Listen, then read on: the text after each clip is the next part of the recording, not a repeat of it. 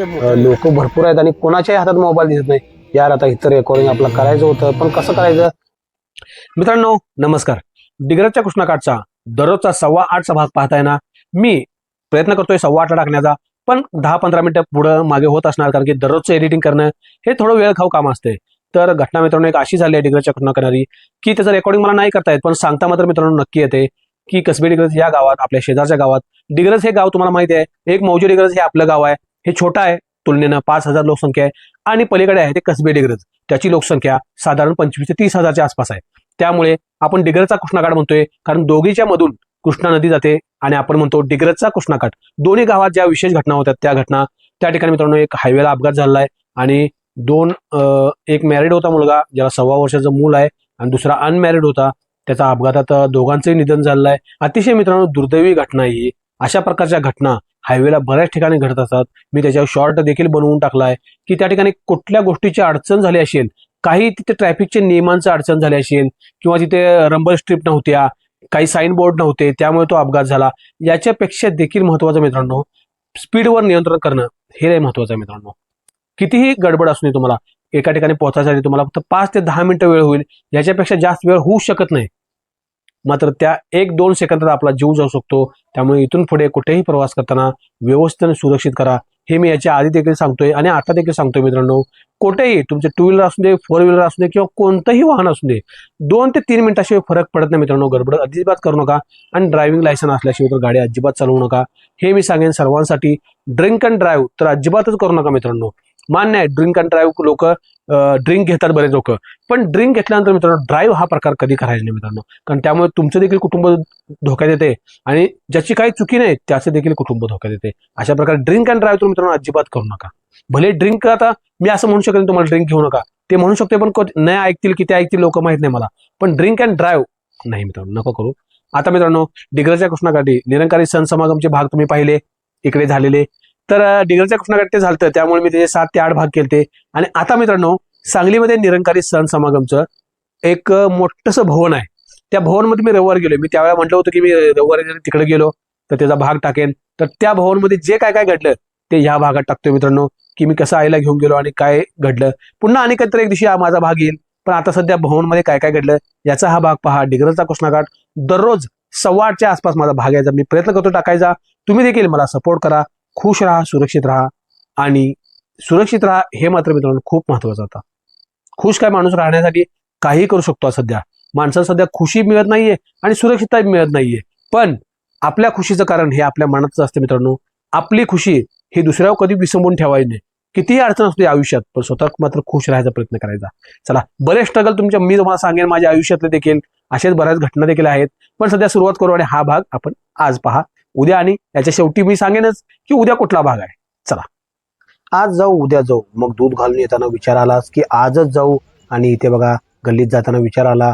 इथे भाभी सोबत तुमची वहिनी बसली, ही आईची आई आणि आतमध्ये वडील, आणि बाजूला तेजू कुठनं पळत पळत या लागल्या. ए थांब इथं, कुठे गेलतीस? अगं पिवळ लागले अंगात सगळं, हळदीत गेलती वाटतं.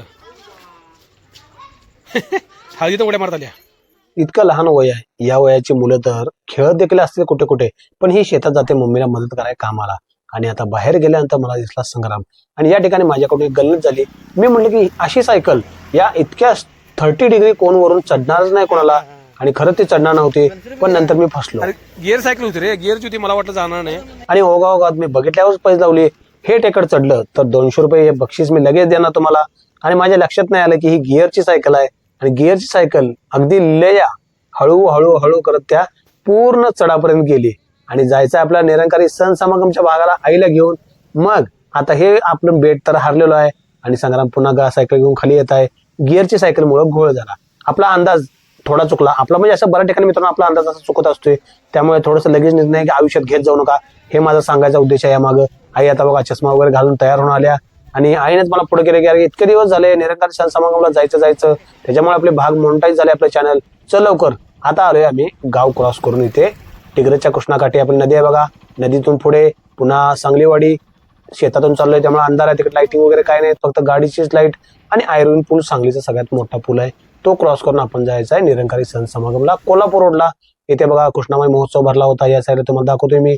आणि आम्ही वाटलं बरोबर ट्रॅकवर आहे, कारण की 59वा निरंकारी सण समागमच्या रिक्षा गाड्या त्या साईडला चालल्यात, म्हणजे राईट आम्ही त्या ठिकाणी चाललोय आणि आलेलं आहे निरंकारी सण समागमचं कोल्हापूर रोडचं भवन.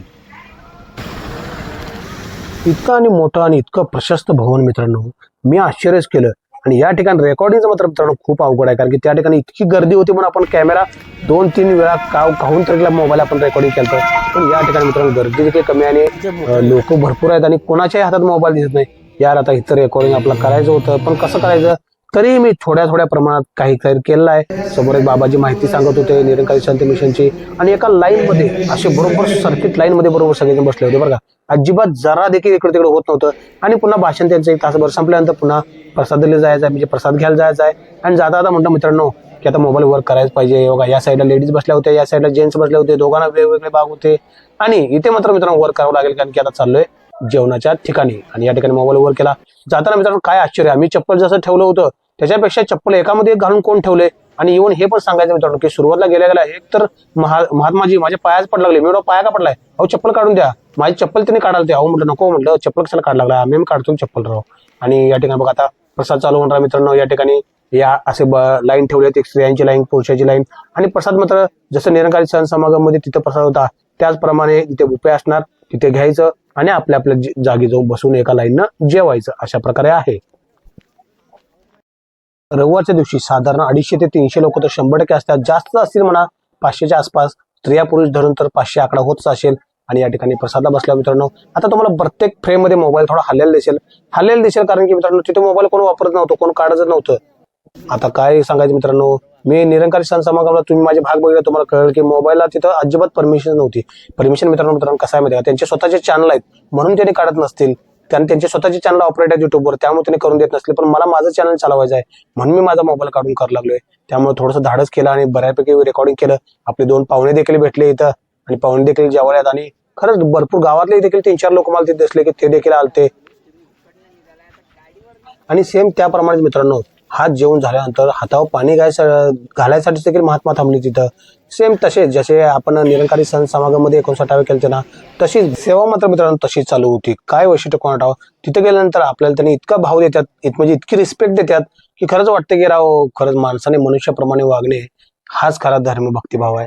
निरंकारी सण समागमचं हे एक मला मित्रांनो आवडलं. त्याच्यामध्ये कुठली पथ्य वगैरे जाती धर्म असं काही नाही, फक्त माणूस हाच देव आहे आणि असंच वागायचं. आणि अपंग मुलांसाठी वगैरे चेअर वगैरे आणण्याची महात्माची सोय करतायत.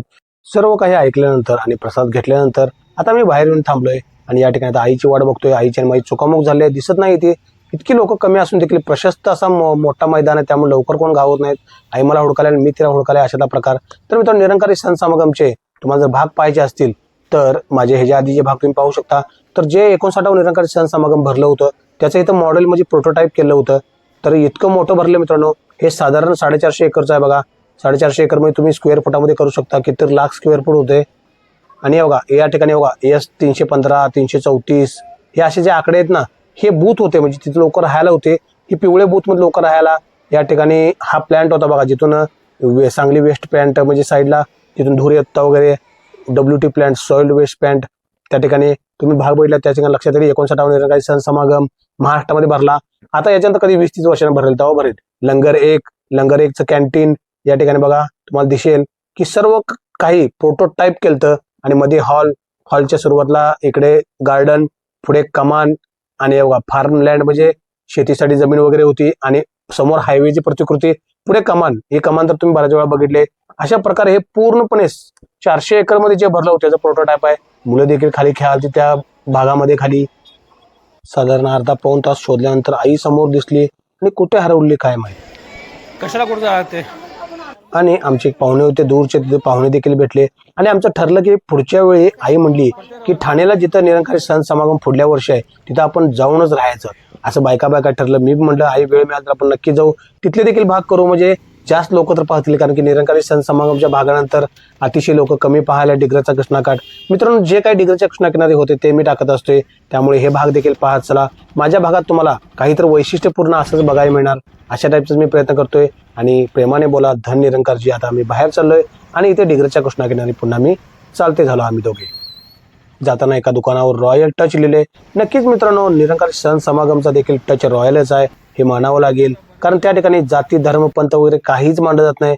आणि जाताना या ठिकाणी पेट्रोल टाकलं, कारण की पेट्रोल आता अचानक कुठं संपलं की इथून पेट्रोल पंप संपला की 10 किलोमीटर परत पेट्रोल पंप नाही आपल्या गावात, पूर्णपणे अंधारातून जायला लागतंय. त्यामुळे जास्त असलं चालतंय, पण टाकूया म्हणलं. आणि जाताना रमजान मुबारक, रमजान पुढे येणार होता म्हणून लाईटी केली होती. आई म्हणाली ते आतमध्ये जाऊन रेकॉर्डिंग कर, म्हटलं नको, म्हटलं बाहेरनं केलं तेवढंच ओके, सोडा भरपूर झगमगाट आहे. सांगली क्रॉस करून आपण डिग्रजच्या कृष्णा किनारी लागलो की झगमगाट पूर्णपणे गायब. रस्त्याला लाईट देखील नाहीत, रोड मात्र चांगला आहे, पण गाव भाग आहे त्यामुळे जास्त लाईटिंग नाहीत, अंधारात तुम्हाला दिसेल. घराजवळ पोहोचलो. आता डिग्रजच्या कृष्णा किनारी मित्रांनो वेगवेगळे भाग येतच असतात. आता पुढे मे महिना आहे, मे महिन्या सुट्टीमध्ये तर जबरदस्तच भाग येणार आहेत मुलांसोबत झालेले. त्यामुळे डिग्रजचा कृष्णाघाट मित्रांनो आवडल्यास नक्की शेअर करत चला. खुश राहा, सुरक्षित राहा आणि सुरक्षित राहा, हे मात्र महत्वाचं. उद्या पाहू हा भाग.